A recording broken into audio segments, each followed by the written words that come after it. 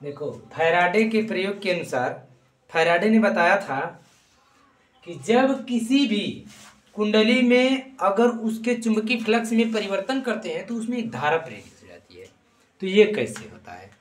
जैसे अगर हम विद्युत धारा प्रवाहित करते हैं, अगर किसी कुंडली में विद्युत धारा प्रवाहित करते हैं तो उसमें क्या उत्पन्न हो जाता है? उसके चारों तरफ चुंबकीय क्षेत्र उत्पन्न हो जाता है। तो इसने सोचा कि जिस तरह से हम धारा देते हैं किसी चालक तार को या कुंडली में, तो उसके चारों तरफ चुंबकीय क्षेत्र उत्पन्न हो जाता है। उसी तरह से अगर हम चुंबकीय क्षेत्र में किसी कुंडली को रखें तो उसमें धारा उत्पन्न हो जानी चाहिए, है कि नहीं? उसके तुल्य होगा कि नहीं? तो इसने सोचा, बहुत प्रयोग इन्होंने किया, मगर ये साबित नहीं हो रहा था। बात समझ में आ रही है? तब इन्होंने क्या किया? प्रयोग करते करते परेशान हो गए, थक गए। कुछ लोग बताते हैं प्रयोग करते करते थक गए, परेशान हो गए, बस सब कुछ उठा के फेंक दिए। ठीक, पूरा उठा के फेंके तो जो बैटरी से जो कुंडली थी वो कनेक्ट थी, और उसके ऊपर जब चुंबक उठा के फेंके तो चुंबक उस कुंडली के जैसे उसी के ऊपर से गया होकर के। तो कुंडली ऐसी थी, और जब इसके ऊपर से चुंबक ऐसे हो करके गुजरा तो उसके चुंबकीय फ्लक्स में परिवर्तन हुआ कुंडली में। तो ऑटोमेटिक जो सुई थी, जो धारा मापी था, उसकी सुई खड़ी हो गई, यानी कि उसमें प्रवाहित धारा को नाप दी तुरंत, और चुंबक जैसे ही उसके पास से निकला तुरंत नापी और अपने जगह पे आ गई। तब ये बहुत खुश हुए, प्रयोग हो गया, है कि नहीं? तब इसका ये मतलब निकला कि अगर हम चुंबक को किसी कुंडली के इर्द गिर्द लेके जाएं और उसे रख दें चुंबक को, तो उसमें धारा नहीं प्रवाहित होगी, उसके चुंबकीय फ्लक्स में परिवर्तन करना पड़ेगा, तब धारा प्रवाहित होगी। बात समझ में आई? अब हम इसके फ्लक्स में परिवर्तन कैसे करेंगे? जैसे मान लो कि यहां पर चुंबक ला करके रख दिया गया, इसमें जो जितनी भी चुंबकीय बल रेखाएं हैं,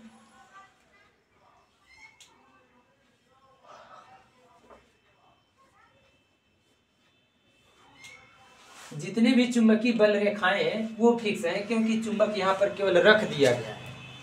ठीक, तो इसलिए इसकी सुई में कोई विक्षेप नहीं होगा।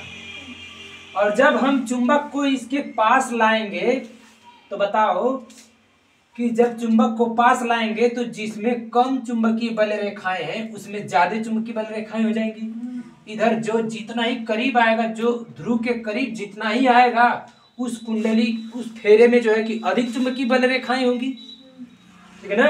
यानी धीरे धीरे बढ़ने लगेगी ना। जैसे ये कुंडली है, अगर चुंबक इसके करीब लाएंगे तो चुंबकीय बल रेखाओं की संख्या इसमें बढ़ने लगेगी, तो इसमें धारा प्रेरित हो जाएगी। बात समझ में आई? जब हम चुंबक को इसके करीब लाए तो जो चुंबकीय बल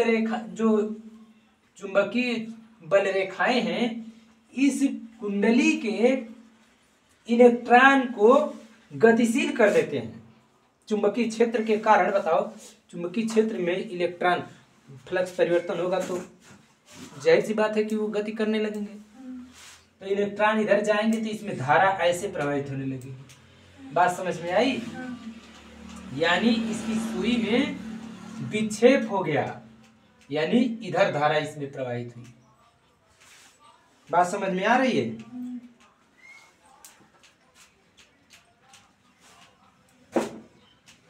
जब हम कुंडली को इधर हम लाते हैं तो इस कुंडली के इलेक्ट्रॉन गतिशील होने लगते हैं, तो इसमें विद्युत धारा प्रवाहित होने लगती है।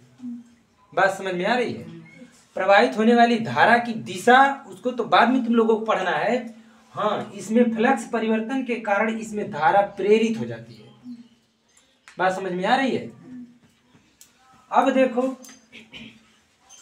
नहीं, फ्लक्स परिवर्तन कारण धारा इसमें इधर प्रवाहित होगी, ठीक है? जब इसमें फ्लक्स परिवर्तन होगा इसमें धारा ऐसे प्रवाहित होने लगेगी। बात समझ में आ रही है?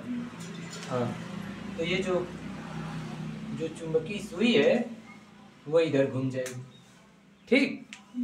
और जब जब इस चुंबक को हम इससे दूर ले जाते हैं तो जितनी इसमें चुंबकीय बल रेखाएं हैं वो सब क्या होंगी, घटने लगेंगी, तभी फ्लक्स परिवर्तन हुआ।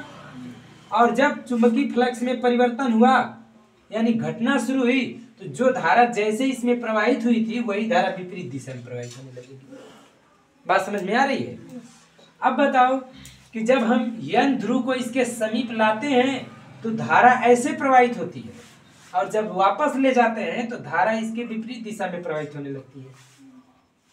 तो ठीक उसी तरह से जब हम चुंबक के यस ध्रुव के इसके करीब में लाते हैं तब इसमें कैसे धारा प्रवाहित होगी, इसमें ऐसे धारा प्रवाहित होने लगती है। ठीक है, इधर की तरफ जब इसको इसके समीप लाते हैं और जब इससे दूर ले जाएंगे तब धारा की दिशा उलट जाएगी। तो तुम्हारे कहने का, जैसे मेरे कहने का मतलब है, फैराडे के कहने का मतलब है कि इसमें फ्लक्स परिवर्तन हो तभी इसमें धारा प्रेरित होगी।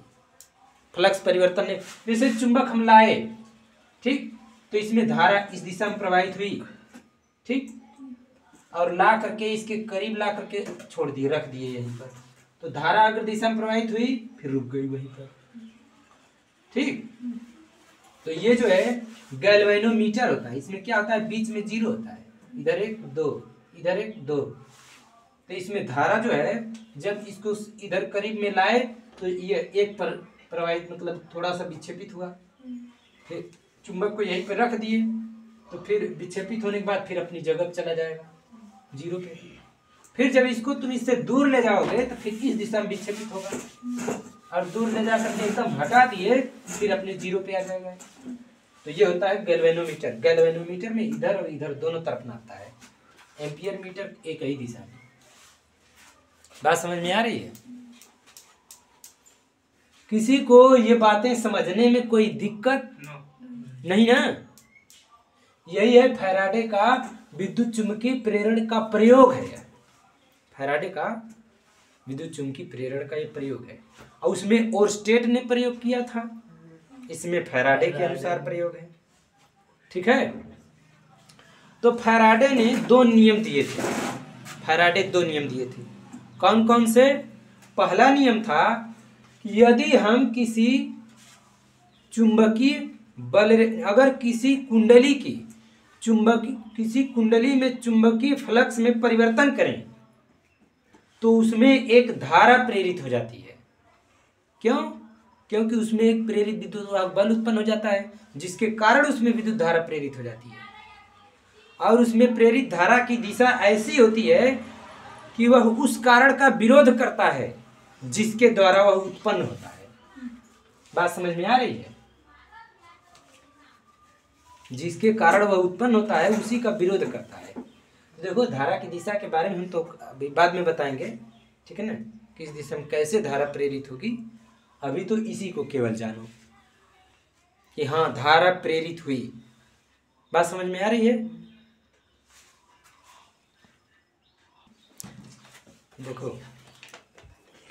देखो फ्लेमिंग के दाएं हाथ का नियम जो इसमें प्रेरित धारा है, इसी तरह से किसी चुंबकीय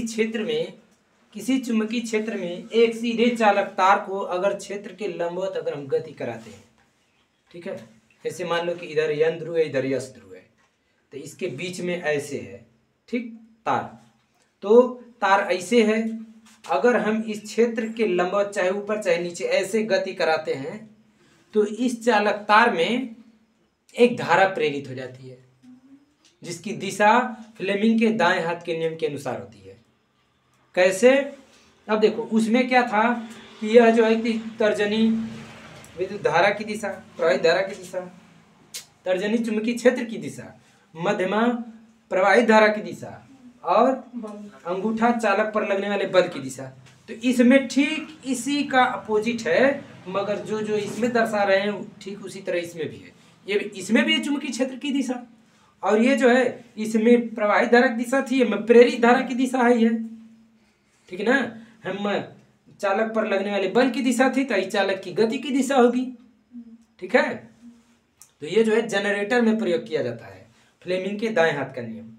ठीक, तो यदि किसी चुंबकीय क्षेत्र में क्षेत्र के लंबवत, जैसे तार ऐसे है, तार में धारा ऐसे प्रवाहित होगी ना, इस तरह है, इस दिशा में, तो बताओ अगर चुंबकीय क्षेत्र में क्षेत्र के लंबवत चालक तार को अंगूठे की दिशा में अगर इस तरह से ऊपर की ओर गति कराएं तो इसमें धारा इस दिशा में प्रेरित हो जाएगी अपने आप।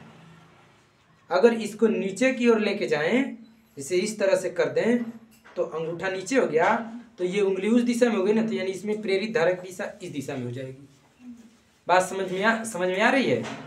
तो अगर हम क्या नाम है कि किसी भी चुंबकीय क्षेत्र में, एक समान चुंबकीय क्षेत्र में क्षेत्र के लंबवत किसी चालक तार को अगर गति कराते हैं तो उस चालक तार में प्रेरित धारा उत्पन्न हो जाती है। बात समझ में आ रही है? इसी कारण, इसी वजह से विद्युत मोटर कार्य करता है। बात समझ में आ रही है? प्रेरित धारा किससे उत्पन्न होती है? फ्लक्स परिवर्तन के कारण। अब फ्लक्स परिवर्तन कैसे होता है? चुंबकीय क्षेत्र से ही। और चुंबकीय क्षेत्र में जब तुम चालक तार को क्षेत्र के लंबवत गति कराओगे तभी तो फ्लक्स परिवर्तन होगा, नहीं तो नहीं होगा। बात समझ में आ रही है? यदि किसी चालक तार को चुंबकीय क्षेत्र में, जैसे चालक तार ऐसे है, ठीक, और चालक तार और चुंबकीय क्षेत्र ऐसे है, जैसे इधर N ध्रुव है, इधर S ध्रुव है, चुंबकीय क्षेत्र ऐसे हुआ, चुंबकीय क्षेत्र इस दिशा में है, चालक तार ऐसे है। अगर इस चालक तार को अंगूठे की दिशा में अगर इस तरह से ऊपर गति कराएं, ऊपर ले जाएं, तो इस चालक तार में इस दिशा में धारा प्रवाहित होने लगेगी। बात समझ में आ रही है? और जब इस चालक तार को नीचे ले जाएंगे, क्षेत्र वैसा ही है, जब नीचे ले जाएंगे तो अंगूठा नीचे करो, देखो, तो अंगुली किधर हो गई? उधर, तो इसमें प्रेरित धारा की दिशा इधर हो जाएगी। बात समझ में आ रही है? यानी कि जब किसी चुंबकीय क्षेत्र में क्षेत्र के लंबवत चालक तार को गति कराते हैं तो उसमें चुंबकीय क्षेत्र और चालक की गति दोनों के दिशा के लंबवत उसमें एक धारा प्रेरित हो जाती है। बात समझ में आ रही है? इसी प्रेरित धारा के कारण जनरेटर हमको विद्युत देता है। बात समझ में आ रही है? क्यों? क्योंकि जब वो घूमता है तो चुंबक तो स्थिर रहता है, तो चालक तार ऊपर नीचे ऐसे जाता रहता है, तो उसमें एक बार धारा इस तरह से जाती है, एक बार ऐसे, एक बार ऐसे, एक बार ऐसे, यानी उससे प्रत्यावर्ती धारा उत्पन्न हो जाती है। बात समझ में आ रही है? जैसे मान लो कि यहाँ चुंबकीय क्षेत्र में ऊपर जा रहा है धारा चालक तार, तो फिर आगे जाके फिर नीचे तो जाएगा, फिर ऊपर जाएगा, फिर नीचे जाएगा। बात समझ में आ रही है? तो जब ऊपर जाएगा तो धारा की दिशा इधर, ठीक, जब ऊपर जाएगा चालक तार ऐसे तो धारा की दिशा इधर, और जब ये नीचे जाएगा तो धारा की दिशा उधर। यानी इसी चालक तार में अग्र और पश्च दोनों दिशा में धारा प्रवाहित हो जाएगी, तो इसमें प्रत्यावर्ती धारा उत्पन्न हो जाती है। हाँ, अगर जो जहां से सोर्स से हम बाहर धारा लेते हैं उस सोर्स पे अगर हम विभक्त वलय लगाए हुए हैं तो हमको प्रत्यावर्ती धारा प्राप्त नहीं होगी, हमको दिष्ट धारा प्राप्त होगी। बात समझ में आ रही है? तो उसे हम दिष्ट धारा जनित्र कहते हैं। ठीक, हाँ, जनित्र कहते किसको हैं? ऐसी वैद्युत युक्ति जिसको, जो यांत्रिक ऊर्जा को विद्युत ऊर्जा में परिवर्तित कर देती। यांत्रिक ऊर्जा का मतलब क्या होता है? यांत्रिक मतलब यंत्र से चलाई गई ऊर्जा, ठीक है ना? जैसे तुम उसको घुमाओगे तो यांत्रिक ऊर्जा हो गई। अब चाहे इंजन से चलाओ, चाहे अपने हाथ से चलाओ, कैसे भी चलाओ, यांत्रिक ऊर्जा तुम उसको दोगे, यानी उसको घुमाओगे, मैकेनिकली मशीन को चलाओगे तो यांत्रिक ऊर्जा है। अब उससे जो विद्युत बनी तो विद्युत ऊर्जा में परिवर्तित हो गई। ठीक,